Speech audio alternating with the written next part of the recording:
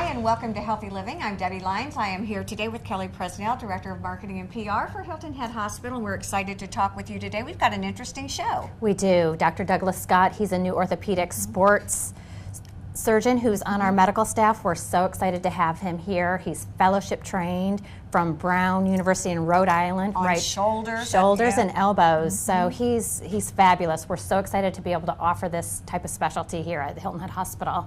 Well, we talked to him ahead of time a little bit about some of the things he's going to talk about, and I think it's things that we all can relate to with golf and tennis and all kinds of sports injuries, and rotator cuffs. Right, which is great, for the everyday athlete that lives here in our community. We're all trying to stay active and healthy lives, and you get that little ache in your knee or in your shoulder, and we've got somebody great now who's willing and young and right out of a fellowship. So we're thrilled. Let's take a quick break and talk to Dr. Douglas Scott. The vision for Hilton Head Spine Center is very clear. It's to provide world-class spine care to our patients. Physical therapists were there. They were there holding you up. It's nice. I just love working with all of these patients and their families and getting to know them and helping them on their journey. My life is definitely better, and I'm glad that I came here to Hilton Head Hospital.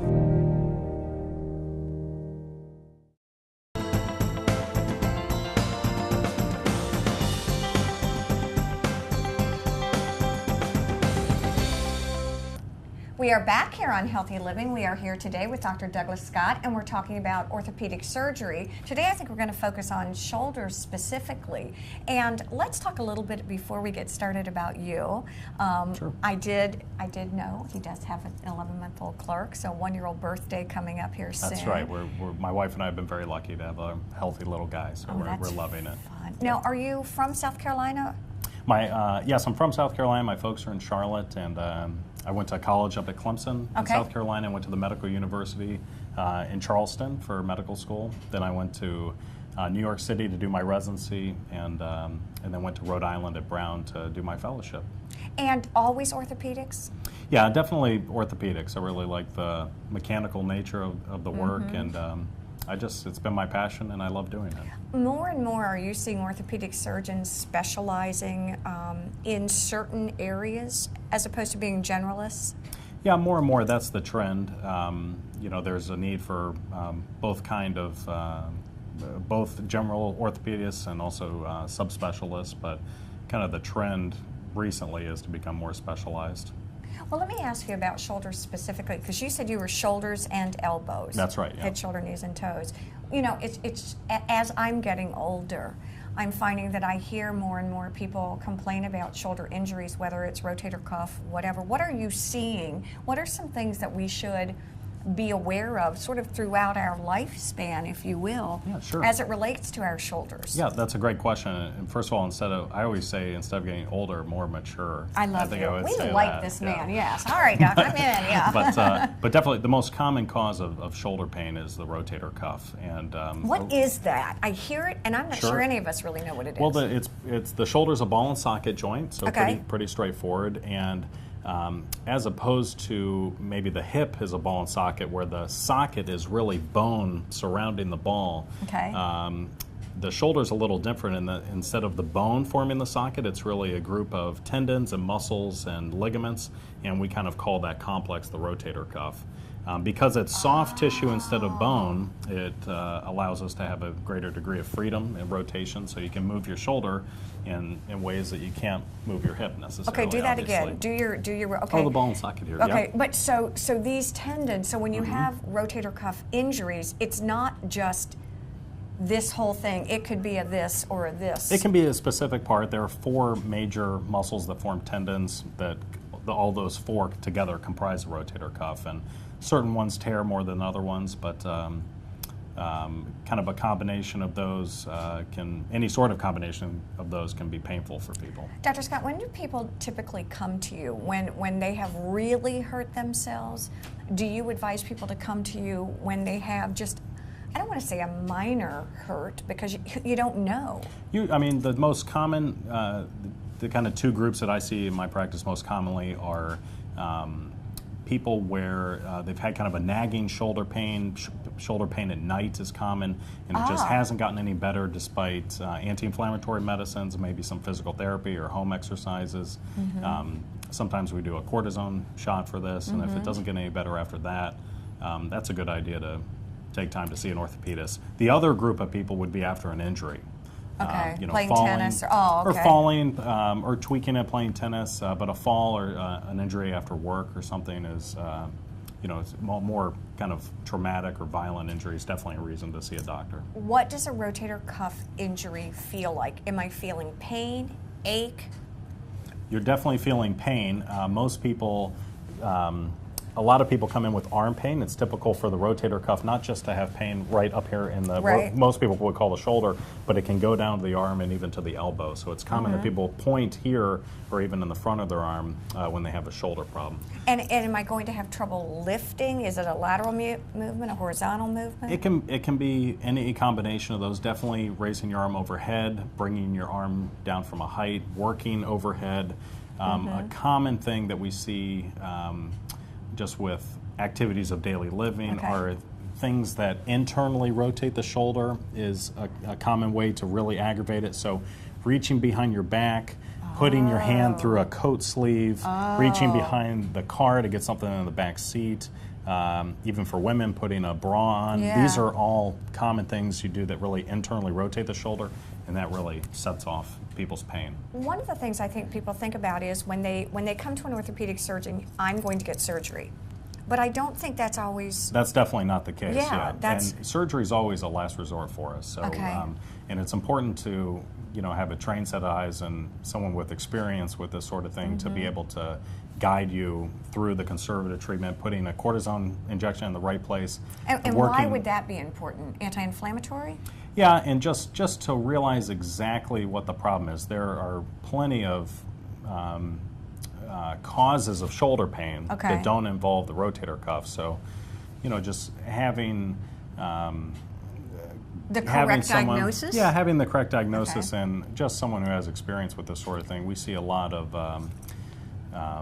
you know, referrals from primary care doctors or urgent care centers, and you know, there are a lot of different causes of shoulder pain, and you know, that's my area of expertise. Yeah. What are some diagnostic criteria that you would actually look at, and what do you what would you do to treat it? And I guess what I'm thinking of in my own mind is more like, is it an X-ray? Is it a palpitation? Is it checking my root? It's all of those things. Okay. It's getting an X-ray and looking for subtle things on the X-ray to exclude other problems. It's a good physical exam, so knowing exactly what to feel for and just watching what the patient feels when doing certain movements. And talking to the patient and hearing about why they came and what exactly bothers them. It's all of those. Can sometimes things be not what they seem? In other words, can I have a muscle issue when it's really a... Absolutely. Yeah, absolutely. And most people know the phrase, the buzzword rotator cuff, like you said. Well, yeah, I mean... But there are many problems in the shoulder. We could have shoulder arthritis, periscapular strain in the back, neck pain can cause, or arthritis in the neck can cause shoulder pain. A frozen shoulder can cause shoulder pain. These are all specific diagnoses. Everyone thinks they have a rotator cuff problem. Right, yeah, I have a rotator cuff. That's the buzz, right. You know, I hear as people get older, the term spinal stenosis used over and over and over and over again, and I'm wondering, is that sort of what you mean by almost... It can. Deterioration as we get old, as we get more mature? That's a specific, right. That's a specific entity in the neck that causes compression of nerves, and depending on where those nerves go, whether it's the arm, down the arm, or in the leg, that kind of refers pain to that region. So as a shoulder specialist, you know, here we are talking here, kaboom, but that's not that is the shoulder, or is it all the way from? It's all of these things. You know, anytime you're having pain here, then it's a good time to see me if it's not getting any better. Well, and then it's my job to figure out where it's coming from. Okay, that makes sense to me. Yeah. We were talking about frozen shoulder and just some things that we've heard. What is that? So frozen shoulder is much different than a rotator cuff tear, and that's probably, if I had to pick perhaps the most confusing diagnosis, or something that people have been misdiagnosed with the most, is is when a patient actually has a frozen shoulder and they've been diagnosed with another problem like a rotator cuff tear. Okay. That's very, very common. What does frozen shoulder feel like? What is it? It has kind of the same symptoms as a rotator cuff tear. Really, first I'll say frozen shoulder is when the capsule and the lining of the ball and socket joint has an idiopathic process that really sets off an inflammatory progression that really just scars and tightens up and makes the shoulder joint very, very stiff. I kind of understand what he said. Yeah, and I got that. Stiffness really is painful for people. So it really not only causes pain in the shoulder, but also mostly stiffness and limited range of motion. And from a treatment intervention point of view? Again, we would never jump to operate on a frozen shoulder or really anything musculoskeletally. But really the most important thing is making the correct diagnosis. And the biggest thing that's been found in the literature is for passive physical therapy and stretching, because the actual problem is the stiffness and the tightness. So doing specific stretching exercises are the best to loosen up the joint. This is fascinating. We're going to take a quick break. We will be back in a moment with Dr. Douglas Scott talking a bit about more about orthopedic surgery and shoulders and elbows specifically. Great. Stay with us.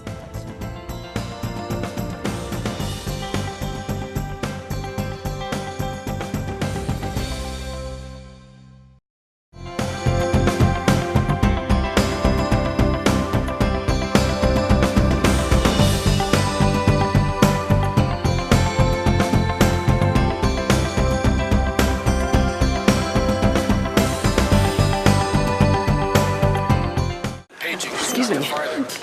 Hi, can I get through, please? Dr. Newton. You know, there has to be a better way. A way to skip the ER waiting room. Like this lady over here. All she did was log on to inquicker.com to hold her son's place in line. Now they can wait at home and skip the ER waiting room. Now, which would you choose? This or this? Hold your place online at inquicker.com and skip the ER waiting room. Ooh, is that hot cocoa? Oh, help yourself. Hilton Head Regional Medical Center is located at 25 Hospital Center Boulevard. When traveling east on William Hilton Parkway, make a left-hand turn on Beach City Road, and the next left, Hospital Center Boulevard will be located just past the Hilton Head Library. Coastal Carolina Hospital is located on US 278 at Exit 8 on I-95. Telephone is 843-784-8000. On the web, www.coastalhospital.com.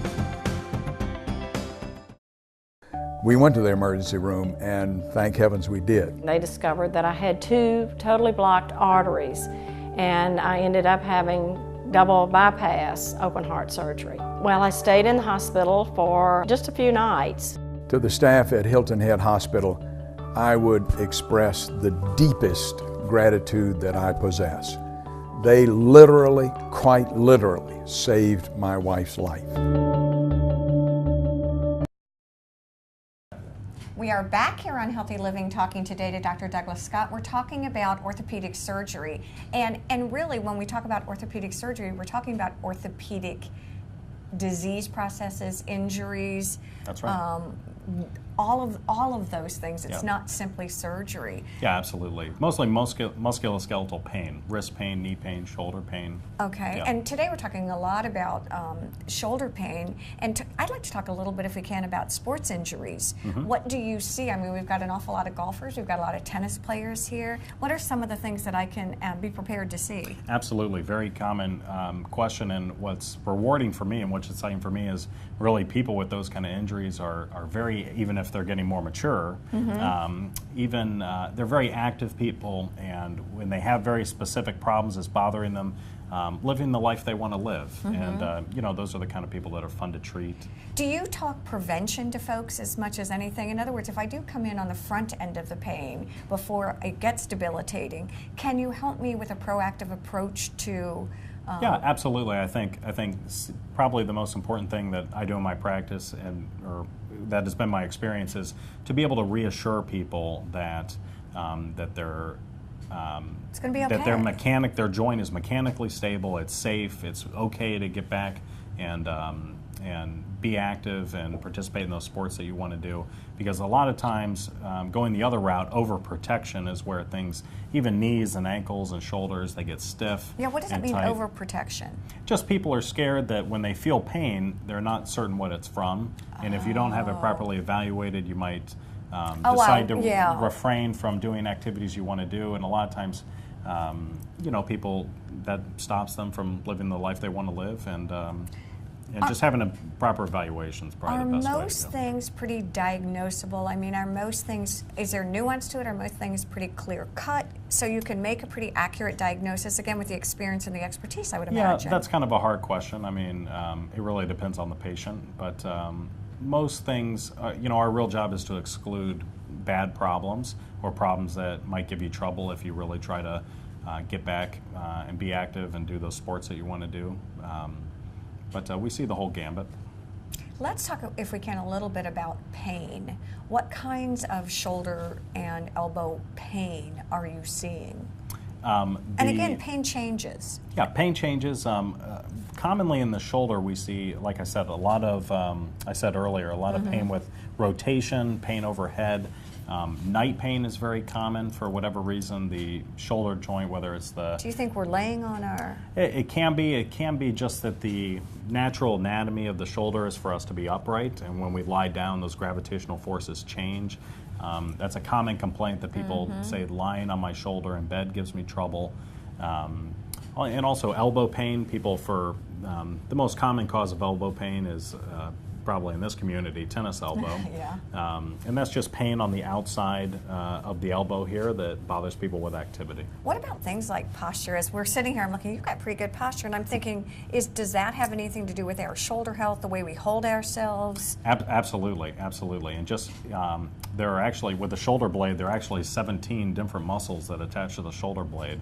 And really, when one raises their arm, you could imagine how it's not just one little muscle raising your arm up and down. It's really a concert of all those muscles working together in perfect harmony to be able to balance each other out. So just having a bursitis or just a sprain of one of those really throws off your whole posture. And that's a good, I would like to know what bursitis is. That, again, is like a rotator cuff to me. It's a term that I hear thrown around, and I don't really know what that means. So bursitis comes from the word bursa. A bursa means a pocket or a little balloon, and those are normal anatomic structures. Those are little balloons to keep joints smooth and keep them healthy. When those pockets get tight or inflamed or boggy, then they can become painful for people. So these different bursas are located in the body. They're in the elbow, shoulder, knee. From a prevention point of view, not that we don't want to come to you, what can we do as active adults to prevent some of these injuries from happening? That's a great question. The most important thing is staying active and just keeping your body loose, eating healthy. What does that mean? Does it mean? Just not living a sedentary lifestyle. Okay. Just being active and getting up and around, doing things you want to do, and just, like I said, just eating right and living a healthy lifestyle is the most important thing. And just having a good exercise program and knowing that doing specific heavy, repetitive, immediate lifting or immediate personal trainer. We see a lot of people that have kind of moved to the area or semi-retired and really want to get back in shape, and they really hit it too hard. Yeah. And that's a reason for overstressing joints. I have a couple of people that I know who have recently undergone shoulder surgery. How is that different than rotator cuff? What does that look like? Shoulder and I also surgery, want to talk arthroscopic. Don't let me forget that one. Sure. Well, shoulder, just an operation on the shoulder can encompass many different things. Shoulder replacement, I think they had. Shoulder replacement, they're basically the types of surgery could be grouped into three different areas. Arthroscopic surgery, that's minimally invasive, where we use a camera and little tools to do very delicate finesse type of work inside the shoulder. Another type of surgery would be open shoulder surgery with a formal traditional incision, and that would be to do like a shoulder replacement. Okay. Because those you can't do with little portals and Okay. arthroscopically. And probably the third group would be a fracture, so someone who's fallen and broken their shoulder, and that can be treated by a number of means. But those are kind of the three groups of folks. Going back to a full shoulder replacement, what would cause, or what would be the reason a shoulder would need to be replaced? And what does that mean? The most common cause would be shoulder arthritis. Shoulder arthritis, just like knee or hip arthritis, is when we've been talking about the ball and socket of the shoulder. When that ball and socket, the cartilage and the bones just get worn down, and it's a wear and tear arthritis, and just making that motion limited and rough and painful. That's when we'd consider doing a shoulder replacement. And what does that look like? Which part of that am I going to replace? It can be a number of different things, depending on the patient, depending on the situation. But usually, for a total shoulder replacement, we would replace the ball and the socket. So the ball is replaced with a little metal ball, a nice smooth metal ball, and the socket's replaced with a little plastic piece. And those are the designs that help us get our motion back. Would the goal be pain reduction, increased activity? Absolutely. The number one goal, really, for almost any surgery is pain reduction, especially orthopedics. A shoulder replacement, the primary goal is pain reduction. Most people that have this degree of arthritis, and again, surgery would always be a last resort for people, but people that are considering the surgery are really limited in what they can do. They're limited on how much they can move the arm, also because it's so painful. It's affected their activities of daily living. Yeah, absolutely. They can't sleep. They can't raise their arm. They can't sleep, and they're just not able to use that arm. Once a surgery is performed, like a shoulder surgery, what's typically the goal? Again, you said pain reduction, number one. Absolutely. And just being able to have more range of motion of that arm and being able to use that arm, particularly for women, women do a lot of things overhead, like doing things around the house overhead, or playing with family, and also doing things in the shower, washing their hair, or just activities. Yeah, things you don't even think about. Yeah, that's a common complaint, is that when a woman can't even raise her arm high enough to be able to do things around the house, or really take care of themselves, that's when we see them. On that same line, when do I know to come to you? I mean, if I have a bit of pain one day, what do you recommend I do? Do I take ibuprofen? Do I take something to relieve? That's a great question. For pain that's just come on suddenly, I think certainly a trial of anti-inflammatory medicine, some gentle stretching, home exercises to keep it loose is certainly appropriate. And I've heard you mention stretching. I didn't mean to interrupt you, but I keep hearing that, and I want to come back to that. Just to be able to make sure you have a full range of motion of the shoulder. The shoulder is something that, like most joints, just keeping it, protecting it, and babying it is really, it just kind of is a vicious cycle where it gets tighter and tighter, and just keeping it loose and fluid is helpful for people. Well, stretching sounds like a major thing that we need to do. We got to come and see you and find out some stretches, or have you back on Healthy Living again and talk to us a little. We've only made it through the shoulder, and there's a lot more to talk about. There really is. Dr. Scott, thank you for joining us. Thank you all for joining us here on Healthy Living. Have a great day. Bye-bye. Bye-bye. Thank you. Cool.